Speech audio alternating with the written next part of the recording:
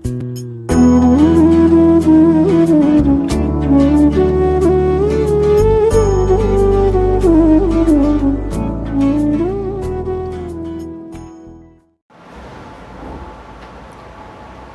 good morning to all of you.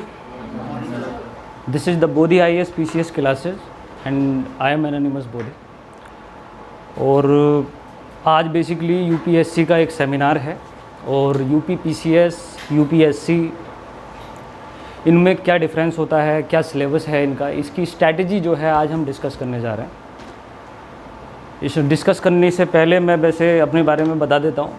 ये पहली बार है कि मैं अपने बारे में कुछ बता रहा हूँ क्लास में, थोड़ा सा, क्योंकि आपको थोड़ा सा विश्वास होना ज़रूरी है किससे पढ़ने जा रहे हैं आप सभी के सभी। तो मैं 2017 में मैंने यूपीएससी इंटरव्यू फेस किया हुआ है, 2015 में, और 2017 में यूपी पीसीएस का इंटरव्यू। ज्योग्राफी में मैं गोल्ड मेडलिस्ट हूँ यूनिवर्सिटी से, और ज्योग्राफी से मेरा नेट प्रोफेसर, असिस्टेंट प्रोफेसर के लिए मेरा निकला हुआ भी है। तो ये मेरी क्वालिटेटिव मतलब एक तरीके से क्वालिफ़िकेशन है। और इसके अलावा इसका कोई लेना देना आपकी एजुकेशन से नहीं है, क्योंकि यूपीएससी में जो मिनिमम क्वालिफ़िकेशन है वो है बीए, ठीक है, with 3rd division with grace. इसलिए क्वालिटेटिव एग्जामिनेशन जितने भी हैं, काट दो, कौन है इस टाइम?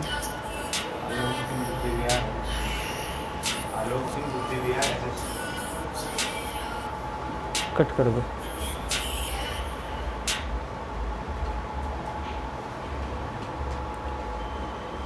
तो मैं आज आपको इस सेमिनार में बताऊंगा कि बेसिकली यूपीएससी क्या है और स्टेट कमीशन क्या होते हैं, इसकी सही तरीके से प्रिपरेशन कैसे होती है, इसकी स्ट्रैटेजी क्या होती है, कौन जो है इसको सही तरीके से अटेम्प्ट कर सकता है, और किसके अंदर जो है किस क्वालिटी के माध्यम से वो अपना अटेम्प्ट कर सकता है।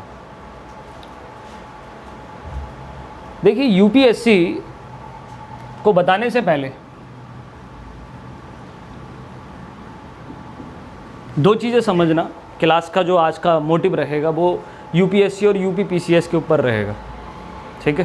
पहले मैं आपको यूपीएससी के बारे में बताऊंगा और उसके बाद में हम उसे लिंक करेंगे यूपी पीसीएस से, फिर बाद में डिफरेंस क्या होगा उसमें ये बताया जाएगा, ठीक है। ये जो क्लास होती है ये एग्जामिनेशन की सबसे इम्पोर्टेंट क्लास होती है। जितनी भी क्लासेज आगे की मैं दूंगा या फिर जितनी भी पढ़ाई आप करोगे यूपीएससी में, उनमें सबसे इम्पोर्टेंट क्लास यही है। उठा लेना ज़रा, मत उठाओ, इसे कट कर दो। कौन? कट कर देना सभी।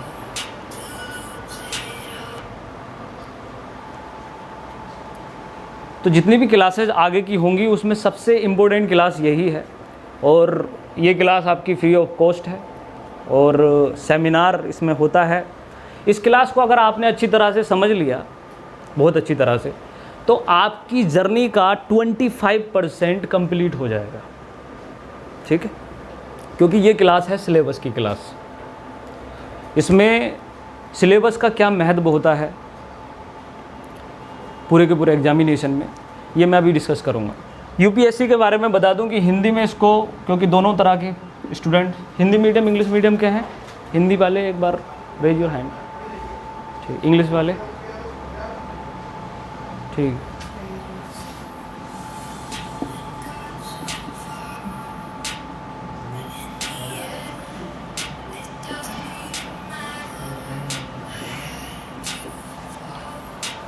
यूनियन पब्लिक सर्विस कमीशन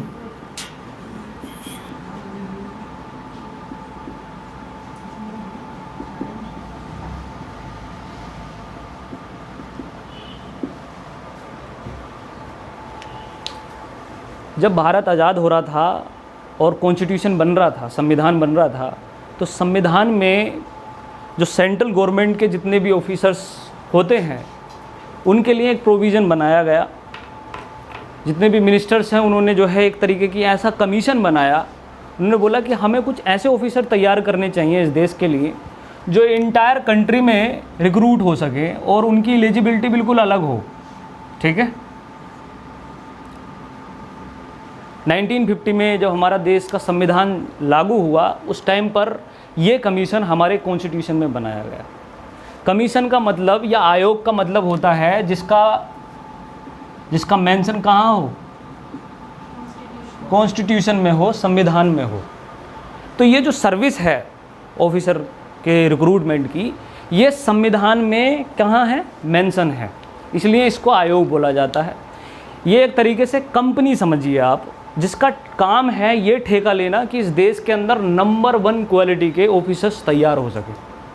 ठीक है, सिंपल भाषा में अगर समझा जाए इसे तो रिक्रूटमेंट का प्रोसेस, रिक्रूटमेंट मतलब किसी भी चीज़ को चयनित करने की जो प्रक्रिया होती है, ठीक है, उसका जो है प्रोसेस सौंपा गया यूपीएससी। तो आप जिस पर्टिकुलर ग्राउंड में मतलब पहुंचने वाले हैं, ये भारत के अंदर नंबर 1 पोजीशन वाला क्या है, कमीशन है। इससे बड़ी कोई सर्विस हिंदुस्तान में नहीं होती है, इससे बड़ा कमीशन कोई भारत में अभी अवेलेबल नहीं है। यूपीएससी की कई तरह की सर्विसेज होती हैं जिसके बारे में मैं आपको आगे बताना चाह रहा हूँ।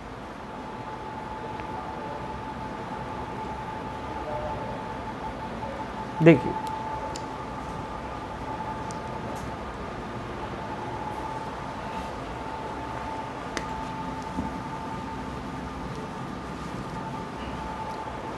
आपके पेपर का नाम है सिविल सर्विसेज एग्जामिनेशन। क्या है? हिंदी में बोलते हैं इसको नागरिक सेवा परीक्षा।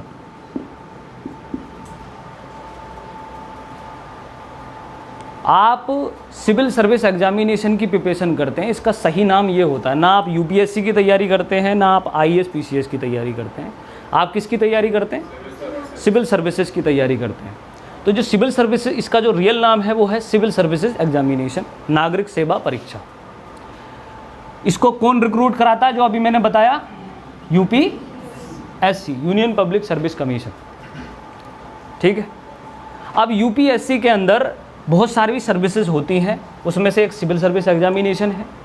इसके अलावा एग्जामिनेशन है इसके अंदर इंडियन मेडिकल सर्विस, जो भारत के सरकारी डॉक्टर्स होते हैं। इसके अलावा एक परीक्षा होती है इंडियन इंजीनियरिंग सर्विस, आप जानते होंगे इसके बारे में, आईईएस, भारत के जो नंबर 1 इंजीनियर होते हैं। इसके अलावा एक सर्विस होती है इंडियन जियोलॉजिकल सर्विस, जो भारत के भूगर्भ वैज्ञानिक होते हैं, साइंटिस्ट वगैरह होते हैं। और इसके अलावा यूपीएससी का दूसरा ग्राउंड होता है डिफेंस का। किसका? सिविल सर्विसेज का नाम सिविल सर्विसेज इसलिए पड़ा क्योंकि ये डिफेंस के अपोजिट है। किसके? डिफेंस। दो ही तरीके की समाज हैं हमारे पूरे के पूरे हिंदुस्तान में या फिर पूरे वर्ल्ड में, एक तो होता है डिफेंसिव और एक सिविल। ठीक नहीं, ठीक। तो डिफेंस सर्विसेज जो आपके काम की हो सकती हैं, जो ग्रेजुएट स्टूडेंट हैं उनके लिए, तो डिफेंस एग्जामिनेशन में सबसे बड़ा एग्जामिनेशन होता है सीडीएस। कौन सा? Combined defence service. और 10+2 के बाद में, ये ग्रेजुएशन के बाद में होता है, और 10+2 के बाद में कौन सा होता है? NDA, national defence academy. ये भी डिफेंस में नंबर 1 रिक्रूटमेंट है। कौन रिक्रूट करता है? यूपीएससी। ठीक है, इसके अलावा सिविल में आते हैं सिविल सर्विसेज एग्जामिनेशन। कौन रिक्रूट करता है? यूपीएससी। अब मैं आपको सीधे एग्जामिनेशन पर ले चलता हूँ, आपको ये बात समझ में आ गई होगी I hope.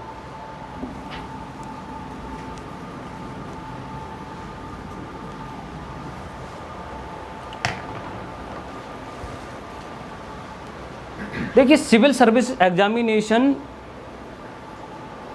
Is based on central government. Central government के सबसे बड़े एग्जामिनेशंस कौन करवाता है? यूपीएससी। और उस एग्जामिनेशन में से एक एग्जामिनेशन है सीएसई, सिविल सर्विस एग्जामिनेशन। तो एक तो जब आप प्रिपरेशन करते हैं तो आप उसका सही नाम लें कि आप किस चीज़ की तैयारी कर रहे हैं। तो आप कभी ये ना कहें कि मैं IAS की तैयारी कर रहा हूँ, मैं जो है UPSC की तैयारी कर रहा हूँ, बल्कि आपको कहना क्या चाहिए कि आप सिविल सर्विसेज की तैयारी कर रहे हैं। सबसे पहली बात जो अभी से ही चेंज करनी है आपको अपने अंदर, वो ये है, हिंदी में इसे नागरिक सेवा कहते हैं, ठीक है। इसके अलावा सिविल सर्विसेज के अंदर 2 अलग अलग सर्विसेज हैं जो हम बाद में डिस्कस करेंगे। पहले मैं अपने मेन ग्राउंड पे आ जाता हूँ, एलिजिबिलिटी पर। जो एलिजिबिलिटी है तो सबसे पहले अटेम्प्ट और एज की, ठीक है। नॉर्मल एजुकेशनल क्वालिफिकेशन के बारे में बता दूं कि भारत सरकार ने जो सबसे बड़ी, हिंदुस्तान की सबसे बड़ी सर्विस है, उसके लिए सबसे कम एलिजिबिलिटी रखी है एजुकेशन। बोले कि कोई व्यक्ति ग्रेजुएट हो, डिप्लोमा हो, 3rd डिवीज़न हो विद ग्रेस हो, टॉप हो, IIT हो, IIM करा हो, कहीं से भी कुछ भी किया हो, किसी ने अपनी किसी भी तरह की ग्रेजुएशन की हो, वो व्यक्ति इस पर्टिकुलर परीक्षा में क्या हो सकता है, बैठ सकता है, एलिजिबल हो सकता है। तो पहली बात तो ये है कि एजुकेशन क्राइटेरिया इसका बहुत ज़्यादा मिनिमम है। चीज़ों को समझते चलना, क्योंकि बाद में आके मैं इसी चीज़ को क्या करूँगा, कंपेल कर दूँगा कि आखिर क्यों रखा एजुकेशन क्राइटेरिया इतना मिनिमम, इतनी बड़ी सर्विस है। तो इंडिया की सबसे बड़ी पोस्ट क्या है, इंडियन एडमिनिस्ट्रेटिव सर्विस, IAS। उसे बनने के लिए एजुकेशन क्राइटेरिया क्या है कि आप BA में 3rd डिवीज़न भी ले आओ और विद ग्रेस भी ले आओ, या 4-5 बार फेल होकर भी पास हो जाओ, तब भी कोई फ़र्क नहीं पड़ता है। समझ गए? ऐसा क्यों हुआ वो मैं बाद में बताऊंगा, फ़िलहाल आप समझ जाइए। तो एजुकेशन क्राइटेरिया यहाँ नहीं लिखा हुआ है, जो मैंने आपको बता दिया। इसके बाद में एलिजिबिलिटी नंबर 1 आती है जो एज की है। एज और अटेम्प्ट की एलिजिबिलिटी सिविल सर्विस की परीक्षा में कैटेगरी वाइज बांटी हुई है, ठीक है। तो कैटेगरी वाइज में जो जनरल कैटेगरी का सेक्शन है, उसमें आज की डेट में मतलब फ्रॉम 2018, ठीक है, से चेंज होकर ये मैक्सिमम एज हो गई कितनी, 32 साल। 21 साल से लेकर 21 ईयर से लेकर आप 32 तक ये परीक्षा क्या कर सकते हो, दे सकते हो, अगर आप जनरल कैटेगरी में हो। और इसमें आपको नंबर ऑफ अटेम्प्ट्स, मतलब कितनी बार दे सकते हो आप, 6 बार। आपको जनरल कैटेगरी में कितने अटेम्प्ट मिलते हैं, 6। ये अभी UPSC का सेगमेंट है, ठीक है। OBC में यही अटेम्प्ट की संख्या कितनी है, 9 है। और यहाँ पर एज क्राइटेरिया क्या है, 35। अगर आप OBC कैटेगरी से हैं तो आप 21 से 35 वर्ष तक एग्जामिनेशन दे सकते हैं। और नंबर ऑफ अटेम्प्ट आपको कितने मिलेंगे, कितनी बार बैठ सकते हैं आप परीक्षा में, 9 बार, ठीक है। आप अगर SC या ST से बिलोंग करते हैं तो आपकी मैक्सिमम एज जो होती है वो कितने साल हो जाती है, 37 ईयर्स, 37 वर्ष तक। और नंबर ऑफ अटेम्प्ट आपके होंगे टिल एज लिमिट, जब तक आपकी एज क्या नहीं हो जाती, कंप्लीट नहीं हो जाती, तब तक आप क्या दे सकते हैं, अटेम्प्ट दे सकते हैं। तो नॉर्मली अगर आप 21 साल की उम्र में प्रिपरेशन करने के बाद इस परीक्षा में बैठना शुरू करते हो, ठीक है, तो आपके पास नंबर ऑफ अटेम्प्ट्स कितने हैं, SC कैटेगरी के बच्चे जो हैं 16, ठीक है। तो इसे अनलिमिटेड भी बोल देते हैं नॉर्मली, लेकिन ऐसा नहीं है। ये जो है आपका कौन सा क्राइटेरिया है, एलिजिबिलिटी क्राइटेरिया है। इसके अलावा अगर कोई बच्चा डिसेबल्ड होता है, डिसेबल्ड, फिजिकल हैंडीकैप्ड वगैरह, तो नंबर ऑफ अटेम्प्ट्स उसके बिल्कुल सेम होंगे मैक्सिमम, जब तक उसकी उम्र नहीं हो जाती। उम्र कितनी है, 42 ईयर। सबसे पहला क्लासिफिकेशन आपको जहन में ये बना लेना है, आपको एग्जामिनेशन के बारे में पता होना चाहिए, ठीक। इसीलिए मैं इसे सबसे बड़ी और इम्पोर्टेंट क्लास बोलता हूँ, क्योंकि आप ये वाली ना विंडो खोल लीजिए, क्यों खोल लीजिए, वैसे ही बस खुल जाएगी, बस हो गया, थैंक यू। क्यों, देखिए आज की क्लास है आपके एग्जामिनेशन के आइडेंटिफिकेशन की क्लास। आइडेंटिफिकेशन सबसे ज़्यादा ज़रूरी इसलिए होता है कि आपको पता होना चाहिए कि आपको मर्ज कौन सा है,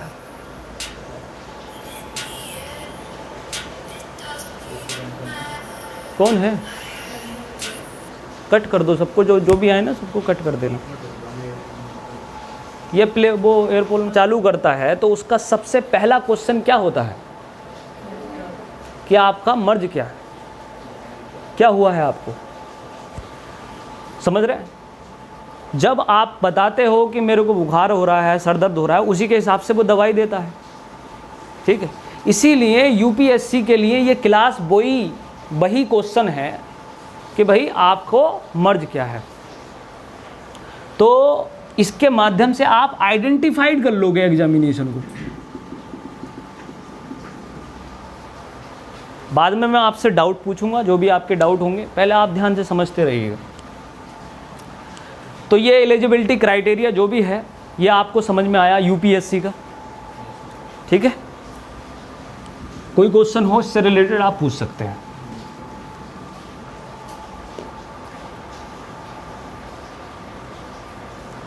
अब ये जो परीक्षा होती है कितने फेजेज में होती है?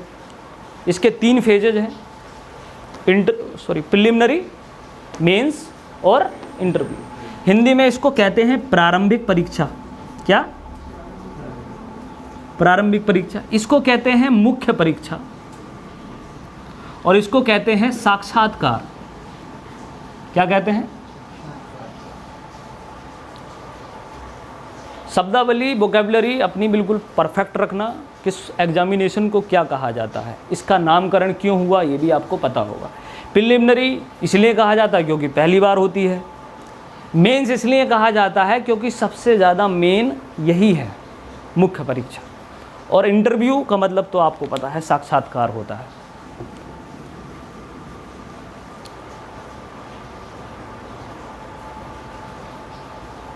अब मैं आपको एग्जामिनेशन के पेपर के बारे में बता देता हूँ, प्रिलिमिनरी के। प्रिलिमिनरी एग्जामिनेशन में नॉर्मली 1 ईयर का प्रोसेस होता है परीक्षा का। प्रिलिमिनरी एग्जामिनेशन में 2 तरह के पेपर होते हैं, ठीक है। GS paper first and GS paper second. देखिए, पेपर फर्स्ट जनरल स्टडी का होता है जिसे जीएस पेपर फर्स्ट बोलते हैं, सामान्य अध्ययन फर्स्ट। पेपर सेकंड सामान्य अध्ययन 2 कहलाता है, जिसका दूसरा उपनाम भी है। क्या कहा जाता है उसको? सीसेट। क्या? सिविल सर्विसेज एप्टीट्यूड टेस्ट है वो। पूछा क्या क्या जाता है? जीएस पेपर के फर्स्ट सेक्शन को देख लीजिएगा। मैं आपको हिंदी में भी प्रोवाइड कराऊंगा, आप ध्यान रखिएगा इस चीज़ को। वैसे मैं बोल रहा हूँ, वैसे हर एक चीज़ मैं अवेलेबल कराऊंगा आपको थर्ड डे, जो भी आज डिस्कस की जाएगी, लेकिन आज आपको समझना है, ठीक है। पहला है modern history and Indian national movement. पहली जो चीज़ आएगी वो किसकी आएगी? जीएस पेपर फर्स्ट में हिस्ट्री की। सिंपल भाषा में इसे क्या कह सकते हैं? इतिहास। दूसरा है इंडिया एंड वर्ल्ड ज्योग्राफी। इसे सिंपल भाषा में क्या कहेंगे? ज्योग्राफी, भूगोल। जो भूगोल किसका होगा? भारत का भी और विश्व का भी होगा। तीसरा है polity and governance. Polity and governance का मतलब हो गया राज व्यवस्था और शासन, ठीक है। चौथा सेगमेंट होगा आपका इकोनॉमिक्स का।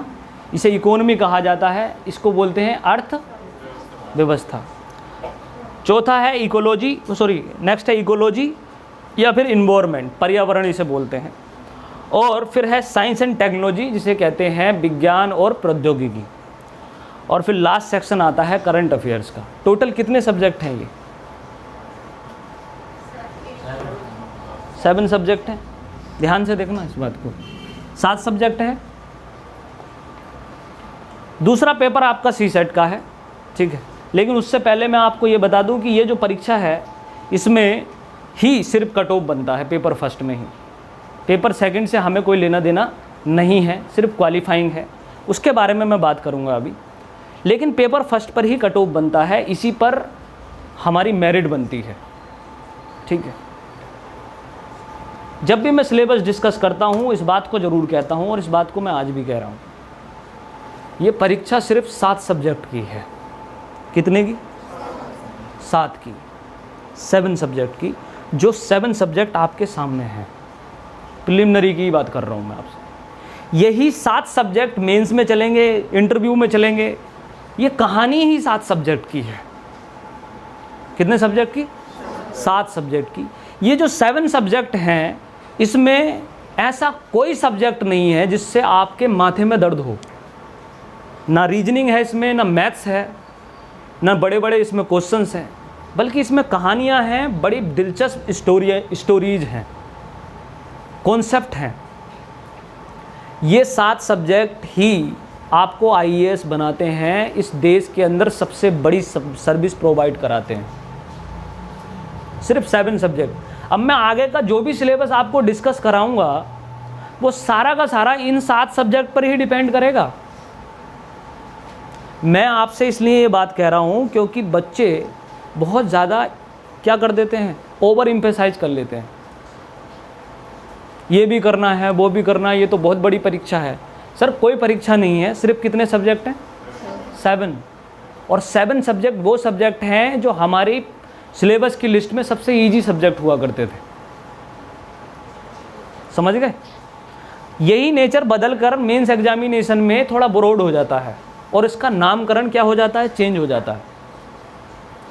समझ रहे हैं आप? लेकिन ये 7 सब्जेक्ट की जर्नी है, यहीं से स्टार्ट होती है प्रिलिमिनरी से और इंटरव्यू तक चलती है जब तक आप बन नहीं जाते। जीएस पेपर सेकंड है, इसमें सिर्फ 33% नंबर लेकर आने हैं और ये क्वालिफाइंग है। क्या है? क्वालिफाइंग इन नेचर मतलब हो गया कि सिर्फ इसे पास करना है, ये पासिंग परीक्षा है। ठीक है। और क्वालिफाइंग का मतलब ये हो गया कि ये इस पर क्या नहीं बनेगी, मेरिट नहीं बनेगी। आपने पेपर पास कर लिया, आपका पेपर साइड कर देंगे, बात खत्म। ठीक है। अब मैं इसके सब्जेक्ट की बात कर देता हूं कि इसमें ऐसा क्या आता है। अब ये 33% नंबर जब मैं आपको पढ़ाऊंगा तो मैं आपको 60% नंबर की गारंटी इस पर दूंगा।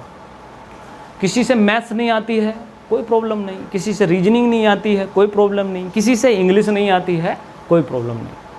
ये 3 सब्जेक्टों की किसी में प्रॉब्लम हो तो आपको यहाँ घबराने की ज़रूरत नहीं है, क्योंकि मैं आपको एक स्ट्रैटेजी बना के दूंगा जो बिना टच किए ये 60% नंबर लेकर आएंगे एग्जामिनेशन के बाद। सीसेट के बाद में मैं परीक्षा के बाद में 2 महीने की सीसेट की क्लास देता हूँ, बाद में मिलेगी, आप समझ जाइए। कॉम्प्रीहेंशन का मतलब ये होता है कि एक बड़ा सा पैसेज और उस पैसेज को पढ़ने के बाद में उससे जुड़े हुए 5 क्वेश्चन। ठीक है। ये कॉम्प्रीहेंशन हिंदी में भी हो सकता है और जो बहुत सारी लैंग्वेजेज हिंदुस्तान में, इंडिया में चलती है। ठीक है। तो कॉम्प्रीहेंशन एक तरीके की स्किल होती है। क्या बोलते हैं इसको? स्किल का मतलब ये है कि मैं आपको न्यूज़पेपर पढ़ने को दूं, एक पर्टिकुलर पेपर, और वो पेपर पढ़ने के बाद में मैं आपसे पूछूं कि इसका रिव्यू क्या है। ये आपकी कॉम्प्रीहेंसिव स्किल हो गई। आज आप अपने मम्मी पापा या पेरेंट्स से या फिर घर पे किसी भी कैंडिडेट से बोल कर आए कि हम क्लास लेने जा रहे हैं। ठीक है। वो दूसरा क्वेश्चन पूछ ले पहुंचने के बाद में कि भाई क्या हुआ था क्लास में, क्या किया। तो इस पूरी क्लास को अटेंड करने के बाद में, 3 घंटे की क्लास को अटेंड करने के बाद में आप इस क्लास के बारे में 3 मिनट बोलने की कैपेबिलिटी रखते हो तो आपकी कॉम्प्रीहेंशन स्किल 3 मिनट की है। अगर आप 30 मिनट बोलने की स्थिति में हो तो आपकी कॉम्प्रीहेंशन स्किल्स और भी बड़ी है। बात समझ गए? आप मूवी देखने जाते हो, मूवी देखने के बाद में आपसे रिव्यू पूछा जाता है, मूवी कैसी थी पूछा जाता है। ये जो रिव्यू की कैपेसिटी है यही क्या कहलाती है? कॉम्प्रीहेंसिव स्किल कहलाती है। ठीक है। एक बड़ा सा पैसेज आएगा किसी भी भाषा में, ये कॉम्प्रीहेंशन अकेले कॉम्प्रीहेंशन जो है 30% हिस्सा रखते हैं इस पेपर का। तो 30 नंबर तो यहीं मिल जाते हैं आपको, अगर आपकी कॉम्प्रीहेंशन स्किल अच्छी है। मैं आपको बताता चलूँगा साथ में। लॉजिकल रीजनिंग के बराबर में नोटिफिकेशन में लिख के आता है, जो मैंने यहाँ नहीं लिखा, वो है 10th लेवल। क्या है? ठीक है, आप चेक कर सकते हैं, मैं कोई वैसे नहीं बोल रहा हूँ। 10th लेवल की रीजनिंग पूछी जाएगी, मैथ्स नहीं, रीजनिंग भी कौन से लेवल की? 10th लेवल की। ठीक है। मैं इतनी सारी परीक्षाओं को पढ़ाया है, उसमें सबसे लोअर किस्म की रीजनिंग यूपीएससी में पूछी जाती है, कांस्टेबल से भी नीचे, क्योंकि इसका लेवल जो है बहुत ज़्यादा नीचे रखा गया है 10th लेवल का। उन्हें कोई लेना देना नहीं है आपके मेंटल एप्टीट्यूड से। लॉजिकल रीजनिंग, फिर है डिसीजन मेकिंग। डिसीजन मेकिंग के 7 से 10 क्वेश्चंस आते हैं, आपको बताऊं कितने क्वेश्चंस। और डिसीजन मेकिंग में क्वेश्चन कुछ इस तरीके के होते हैं कि आप सड़क से जा रहे हैं, आपकी इंटरव्यू की परीक्षा है, अचानक किसी का एक्सीडेंट हो गया, कोई बीच में पास में नहीं है, अगर आप उस पर्टिकुलर कैंडिडेट को हॉस्पिटल नहीं पहुंचाओगे तो आपका इंटरव्यू छूट जाएगा, ठीक है। और अगर आपने उसे हॉस्पिटल वो नहीं पहुंचाया तो वो आदमी मर जाएगा। 4 ऑप्शन दे रखे हैं, कौन सा आपको लगाना है वो आप लगा दोगे अपनी स्थिति से, जो सुटेबल आपको लगेगा।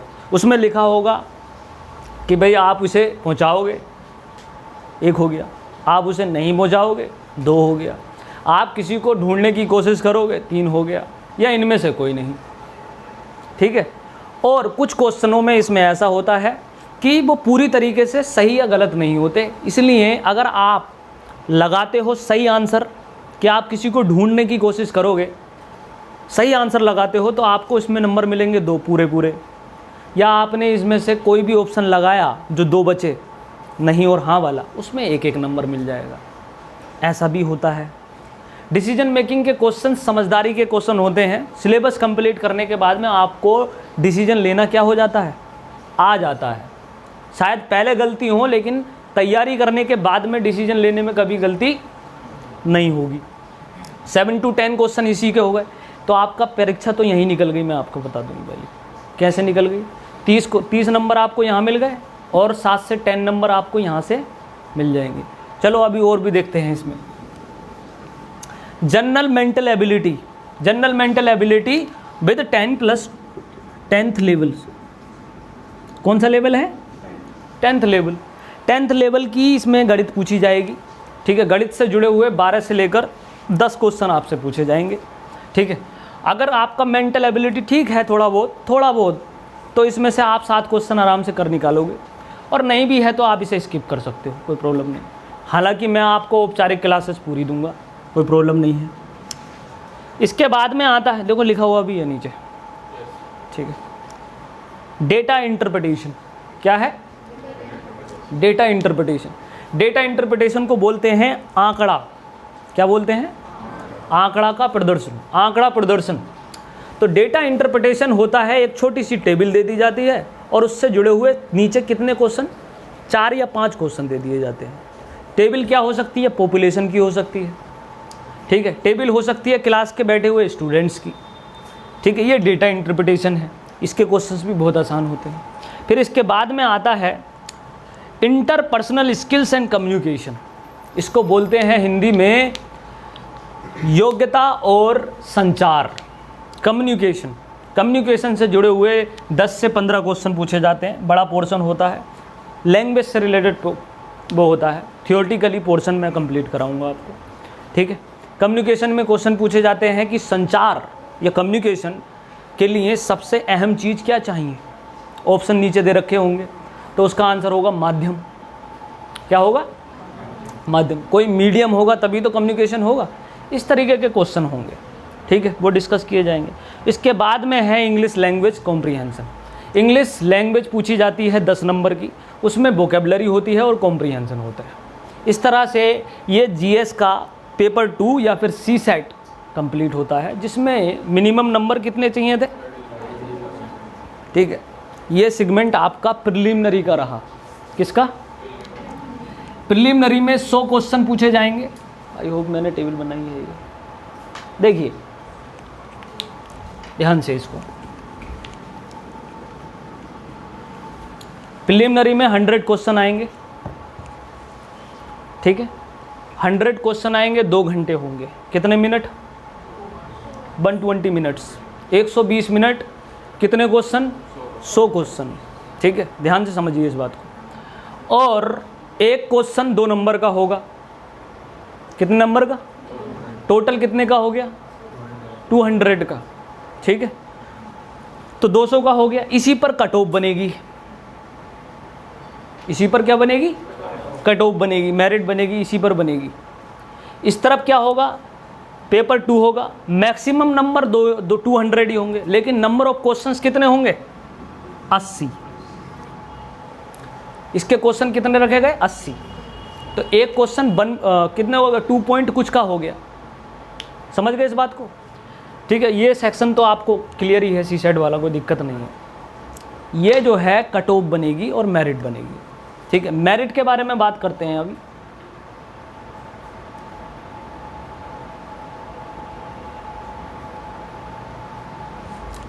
ये अप्रोक्स है, जो अभी तक एनालिसिस आया है उसकी बात करता हूँ।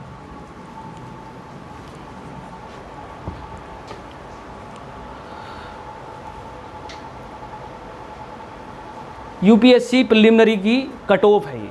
कट ऑफ मतलब क्वेश्चन कितने करने हैं, कितने नंबर आते हैं। शुरू से करते हैं जनरल कैटेगरी से। तो जनरल कैटेगरी के जो मार्क्स पिछले साल रहे वो कितने रहे, कट ऑफ 110। सेफ जोन होता है 100 से 110। नंबर की बात चल रही है, किसकी, मतलब 200 में से कितने नंबर आने चाहिए आपके, 110 नंबर आने चाहिए। अगर आप किस में हो, जनरल कैटेगरी में, कितने परसेंट बने,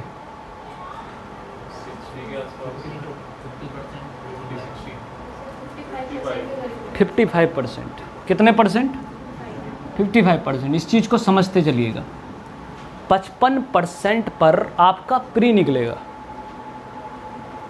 सिर्फ कितने परसेंट पर, 55% पर, वो भी कब, जब आप जनरल कैटेगरी में हो। ओबीसी यही कैटेगरी कितने पे पहुंच जाएगी, 92,105, 50% के आसपास, 50% के आसपास। एससी कैटेगरी 85 से 95। ठीक है, अब ये कितने पे पहुंच गई, 49% पर। और ये एसटी 90 to 80, और बाकी कम होता चला जाएगा। आप ये सोच के देखिए कि ये इतनी बड़ी परीक्षा, अब मैं लिंक कर रहा हूँ, जिसके कितने सब्जेक्ट पढ़ने से, 7 सब्जेक्ट पढ़ने से, और वो भी कितने परसेंट नंबर लाने से, 55% नंबर लाने से, देश की नंबर 1 परीक्षा जो है आप क्या करते हैं, क्रैक करते हैं। समझ रहे हैं आप मेरी बात? 55%। मैं आपको टारगेट लेके चलूँगा, क्लास का टारगेट, मैं आपका टारगेट 60% लेके चलूँगा। कितना परसेंट? और ये वो वाली परीक्षा नहीं है कि भैया सीधे जाके प्रिलिमिनरी में बैठ गए और 60% या 50% नंबर आ जाएंगे। आप इसका मतलब समझिए। इसका मतलब ये है कि जब मैं आपसे क्वेश्चन पूछता हूँ 5, कितने क्वेश्चन, तो उसमें से 3 आंसर अगर आप देते हैं तो आप परीक्षा पास कर रहे हैं। जब मैं आपको टेस्ट सीरीज में 20 नंबर का क्वेश्चन पेपर देता हूं बनाकर, तो उसमें से आपके 12 नंबर आ रहे हैं। कितने नंबर? तो आप पास कर रहे हैं। और इसी सागर और इसी बूंद बूंद से क्या बनेगा, ये सागर बनेगा। आप ये सोचें कि आप क्लास में 5 में से सिर्फ 1 क्वेश्चन का आंसर दे रहे हैं। आप ये सोचें कि 20 नंबर के टेस्ट में सिर्फ 2 नंबर आपके आ रहे हैं, और जज्बा जुनून आपके अंदर इतना है कि आप कह रहे हैं कि हाँ मैं परीक्षा क्या कर लूँगा, पास कर लूँगा। तो मुझसे लिखवा के ले लेना आप, आपकी परीक्षा कभी नहीं निकलेगी। क्लास करने का यही फ़ायदा होता है, क्योंकि ये बूंदे प्रोवाइड कराते हैं आपको। समझ में आ गई बात? चीज़ें बहुत सिंपल हैं, मगर ये सिंपल चीज़ें इतनी आसानी से होती नहीं हैं। इसके बाद देखिए, यहाँ पर कोई डाउट हो किसी को तो पूछ सकता है।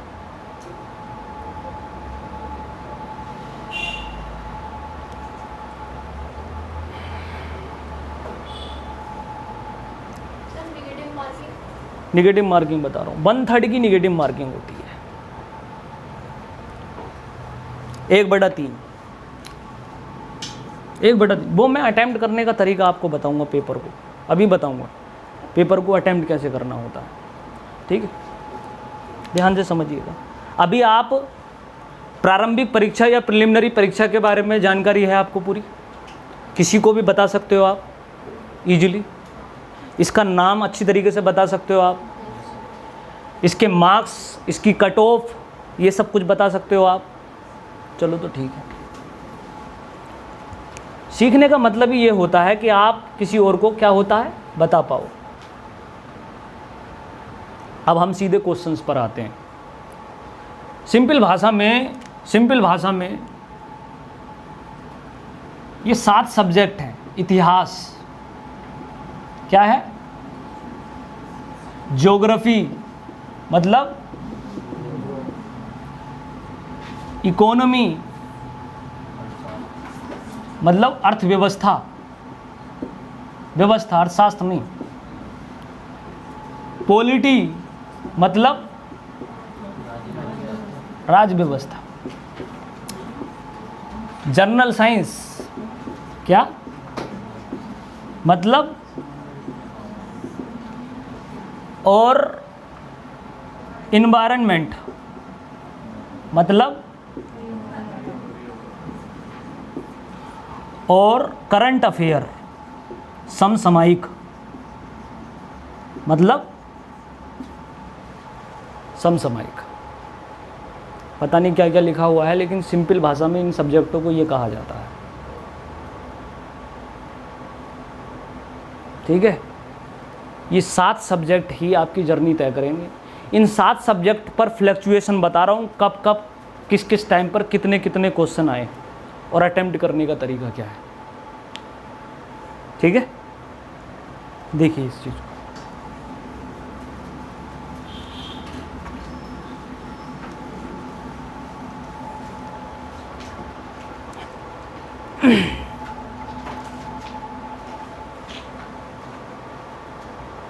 आप लोगों को चमक नहीं रहा होगा, हैं?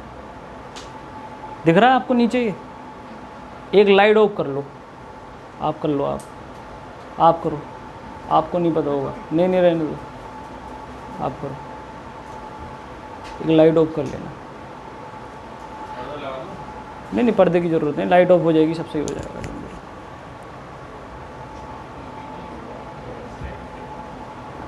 ठीक है,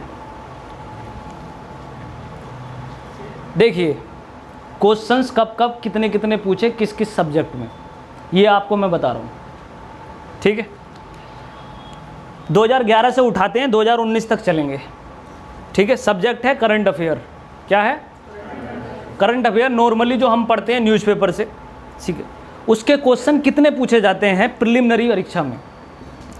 2011 में क्वेश्चन पूछे गए 13, ठीक है, 2012 में 26, 2013 में 28, 2014 में 20, 2015 में 29, 2016 में 27, 2017 में 34 और 2018 में 28 और 2019 में नीचे है और 22। कितने? 22 क्वेश्चन। अगर आप, अब करंट अफेयर का सोर्स क्या है? क्या है करंट अफेयर का सोर्स? सिर्फ एक न्यूज़पेपर। ठीक है, दुनिया की जितनी मैगजीनें बनती हैं वो किस में से बनती है? दुनिया में जितने भी करंट अफेयर के ऐप बन रहे हैं वो किस में से बन रहे हैं? ठीक है, इसलिए मैं तो सिर्फ आपसे न्यूज़पेपर पढ़वाऊंगा जी। ठीक है, और न्यूज़पेपर पढ़ने से आपके प्रिलिमिनरी के कितने क्वेश्चन हो रहे हैं? ठीक है, नॉर्मली 20 क्वेश्चन आप अटेम्प्ट कर पाएंगे सिर्फ एक साल न्यूज़पेपर पढ़ने से। ये है करंट अफेयर। क्या है ये? मगर पढ़ना पड़ेगा। दूसरा क्वेश्चन हिस्ट्री। कौन सा? 11, 17, 17, 17, 14, 15, 14, 15 और फिर नीचे 17। कितने क्वेश्चन? 17। किस में से? हिस्ट्री में से। ध्यान से समझते रहना, आपको ऐसी फीलिंग आ जाएगी कि आसान है पेपर, और सच में आसान है बच्चों, मैं बता रहा हूँ आपसे। 17 क्वेश्चन आपके नॉर्मली मैं कितने लेके चलूँ? 10 ले चलूँ, 15। ठीक है, 15 एवरेज निकाल लिया हमने कि भाई 2020 में जो परीक्षा होगी उसमें कितने? 15 क्वेश्चन इतिहास से आएंगे। फिर अगला है ज्योग्राफी मतलब भूगोल। भूगोल के क्वेश्चंस 11, 12, 9, 12, 14, 7, 7, 8 और फिर बाद में 14, 14, ठीक है 14। ज्योग्राफी जब मैं आपको बताऊंगा तो ज्योग्राफी एक ऐसा सब्जेक्ट है इन पूरे सारे सब्जेक्टों में जिसमें सबसे ज़्यादा नंबर है। इसमें दिख नहीं रहे लेकिन मैं अभी बना दूंगा इसको, क्योंकि इन्वायरमेंट किसका पार्ट है? ज्योग्राफी का पार्ट। जिसकी ज्योग्राफी अच्छी उसका इन्वायरमेंट भी अच्छा हो जाएगा, ठीक है। तो सबसे बेटिज वाला जो स्थान है वो मैं बताऊंगा अभी, लेकिन फिलहाल आप इसे 10 मान के चलिए। कितने क्वेश्चन? फिर अगला है पॉलिटी, राज व्यवस्था।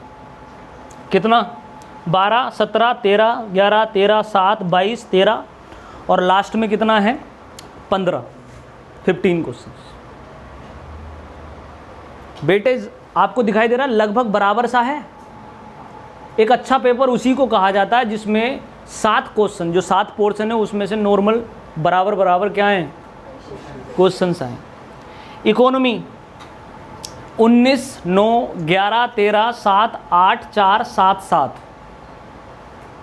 ठीक है। लेकिन इकोनॉमी में करंट अफेयर काफ़ी आता है, इसलिए इसे भी 10 ही मान के चलें आप, क्योंकि करंट अफेयर का बहुत सारा सेगमेंट करंट अफेयर का किस में होता है? इकोनॉमी में होता है। और लास्ट में है science and technology. Science and technology, general science and technology का यहाँ पर नाम क्या है? General science. तो इसमें क्वेश्चन है 19, 9, 11, 13, 7, 8, 4, 7, 7, ठीक है। इसके बारे में मैं बताऊंगा कि इसके क्वेश्चंस कहाँ गए, कहाँ ऐड होते हैं। इसके क्वेश्चन कहाँ ऐड होते हैं? करंट अफेयर में। मैं बताऊं क्यों साइंस के क्वेश्चन कैसे क्वेश्चन होते हैं। कोविड-19 चल रहा है, कोरोना वायरस, ठीक है। तो कोविड-19 में डी का फुल फॉर्म क्या है? डिसीज, ठीक है। ये क्वेश्चन करंट अफेयर में ऐड होगा, किसमें? लेकिन क्वेश्चन किसका है? साइंस का है, इसलिए। और लास्ट सेक्शन है इन्वायरमेंट, स्पाइनल कॉर्ड। 15, 12, 13, 17, 10, 18, 11, 13, 11, ठीक। एवरेज है 15 क्वेश्चंस का। कितने क्वेश्चंस का? 15। आपका करंट अफेयर मजबूत, आपकी ज्योग्राफी मजबूत। टोटल क्वेश्चंस कितने बने? 15 ये ज्योग्राफी में, 15 ये 30 और इन्वायरमेंट में 15, कितने? 45। और कोई भी एक सब्जेक्ट कितने मार्क्स? 55, ठीक है। 15 सब्जेक्ट अगर ऐड करोगे तो कितने बैठेंगे? 60। 60% हो गया नहीं हो गया? 60% मार्क्स के माध्यम से आपकी प्रिलिमिनरी की परीक्षा सेफ जोन में हो गया आप बिल्कुल। आप चाहे जनरल कैटेगरी में हो या कहीं के किंग हो, आपका प्री निकलेगा। समझ में आ गई ये परीक्षा पूरी? अब आप सीधे आ जाइए मेंस एग्जामिनेशन पर। किस पर? इसको बोलते हैं मुख्य परीक्षा। अब देखिए, प्रिलिमिनरी जो होती है वो होती है ऑब्जेक्टिव टाइप। किसकी? 2-4 बातें समझ जाइए पहले। ऑब्जेक्टिव टाइप और सब्जेक्टिव टाइप में क्या होता है डिफरेंस? ऑब्जेक्टिव टाइप होती है तो इसका मतलब आंसर आपकी आंखों के सामने होता है। सबसे बड़ी बात तो ये है, प्रिलिमिनरी एग्जामिनेशन में क्वेश्चन का आंसर आपकी आंखों के सामने होता है। 4 क्वेश्चन में से एक पर ही निशान लगाना है, ठीक है। तो इसलिए प्रिलिमिनरी एग्जामिनेशन के लिए चाहिए होती है रिकॉलिंग। क्या कहते हैं इसको? रिकॉलिंग। और हिंदी में बोलते हैं इसको, कोई नहीं, आगे आ जाइए आप, आगे आ जाइए आप, यहाँ बैठ जाइए, कोई प्रॉब्लम नहीं, कोई दिक्कत तो नहीं। थोड़ा सा एडजस्ट कर लीजिए क्योंकि इसमें से कम हो जाएंगे कल। रिकॉलिंग, रिकॉलिंग का मतलब क्या होता है? एक होती है रिमेंबरिंग। क्या होती है? रिमेंबरिंग। हिंदी में बोलते हैं इसको याद करना। क्या कहते हैं इसको? और रिकॉलिंग का मतलब होता है दोहराना। क्या करना? ठीक है। रिकॉल करना बहुत आसान होता है। जब आंखों के सामने आंसर पड़ा हो तो आप आराम से पहचान जाओगे, अरे अच्छा यही है, ठीक है, ये रिकॉलिंग हो गई। लेकिन रिमेंबरिंग क्या होगी? जब आंखों पर पट्टी बांध दी जाए। तो प्रिलिमिनरी एग्जामिनेशन जो देश के अंदर जिसका सक्सेस रेट मात्र कुछ 0.00 में जाता है, वो किस पर डिपेंड करती है? रिकॉलिंग पर। सिर्फ रिकॉल करना है आपको। मतलब ये है कि अगर आपने कोई क्वेश्चन अपनी आंखों के सामने से ध्यान से निकाल दिया और वो परीक्षा में पूछा जाएगा तो आपको रिकॉल होगा या नहीं? आराम से हो जाएगा। इसलिए प्रिलिमिनरी एग्जामिनेशन का जो नेचर होता है वो बिल्कुल अलग होता है। उसका कोई लेना देना किसी भी तरीके की सब्जेक्टिव इन्फॉर्मेशन से नहीं होता है। ऐसा इसलिए भी होता है कि देखा होगा आपने, प्री जो है कभी कभी ऐसे लोगों का भी निकलता है जो बहुत कम पढ़ाई करने के बाद निकाल लेते हैं, और जो बहुत ज़्यादा पढ़ाई भी करता है उसका भी प्री नहीं निकलता। ऐसा इसीलिए होता है। ठीक है। नॉर्मली जब आप परीक्षा में बैठेंगे तो उसके 2 महीने पहले मैं एक की देता हूँ। अगर आप उसे फुलफ़िल कर पाते हैं तो आपका प्री निकलेगा, फुलफ़िल कर पाते हैं तो। और अगर आप उसे फुलफ़िल नहीं कर पाते हैं किसी वजह से, तो आप चाहे कितनी नॉलेज रखते हो, हाईली इंटेलेक्चुअल हो, आपका प्री नहीं निकलेगा। पूरे कोर्स करने के बाद भी मैं 2 मंथ में आपको ये की दूंगा, और की देने के बाद आपसे कहूँगा कि अगर आपने इसे फुलफ़िल कर लिया दरवाज़ा बंद करके अपना 2 महीने, तो आप आराम से प्री निकाल लेंगे। पूरे साल जिस बच्चे ने बहुत अच्छी मेहनत की और वो 2 महीने उस की को नहीं समझ पाया, उसका प्री नहीं निकलेगा। और पूरे साल तैयारी नहीं की और 2 महीने जो की मैंने दी वो की अगर मैं वो फॉलो कर लेता है तो उसका प्री निकलेगा, लेकिन प्री ही निकलेगा। वो आगे की खैर ऊपर वाला जानता। समझ गए? परीक्षा का नेचर मैं बिल्कुल ओरिजिनल बताऊंगा आपको, जो है रिकॉलिंग और रिमेंबरिंग। ये दोनों में बहुत अंतर है सर। हो सकता है आपकी रिमेंबरिंग हाई हो और आप बहुत इंटेलेक्चुअल हो, नॉलेजेबल हो, ठीक है, लेकिन रिमेंबरिंग का कोई लेना देना प्रिलिमिनरी एग्जामिनेशन से नहीं है। आपको रिकॉल करना है, आपको जो भी आंखों से गया है उसे पहचानना है। उसके लिए बहुत साधना चाहिए, प्रैक्टिस चाहिए। वो प्रैक्टिस ही 2 महीने हैं, मैं बताऊंगा आपको। प्रिलिमिनरी का नेचर समझ में आया? इसको हिंदी में बोलते हैं, हिंदी में ऑब्जेक्टिव टाइप को क्या बोलते हैं? वैकल्पिक परीक्षा। कौन सी? वैकल्पिक परीक्षा। और जो मेंस एग्जामिनेशन है इसको बोला जाता है सब्जेक्टिव। क्या?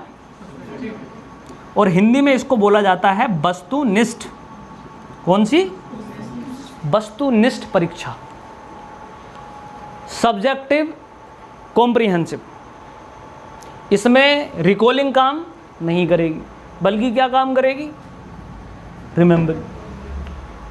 अब इसमें क्या है सब्जेक्टिव में? ये मेंस, इसका क्या नाम दिया गया है? मेंस, मुख्य परीक्षा। मतलब इस पूरे इंटायर फिनोमिना में, सिलेक्शन के फिनोमिना में सबसे मेन चीज़ क्या है? Mains examination.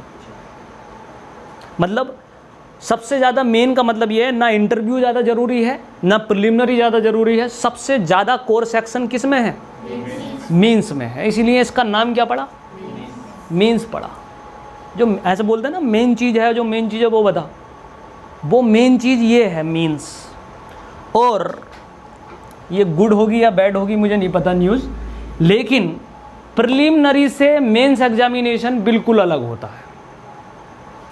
फिर ये एक अलग चीज़ है मेंस एक अलग चीज़ है, बिल्कुल।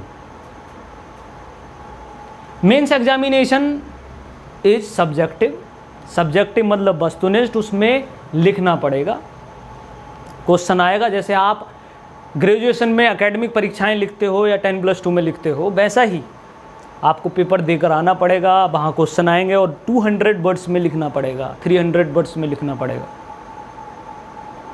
और लिखने के लिए कोई 4 ऑप्शन नहीं खड़े होंगे आपके पास में, बल्कि क्या करना पड़ेगा आपको, रिमेंबर करना पड़ेगा, ठीक है, उसकी बात की जाएगी। इसलिए मेंस एग्जामिनेशन के लिए से हर चीज़ की बताता चल रहा हूँ ना मैं आपको।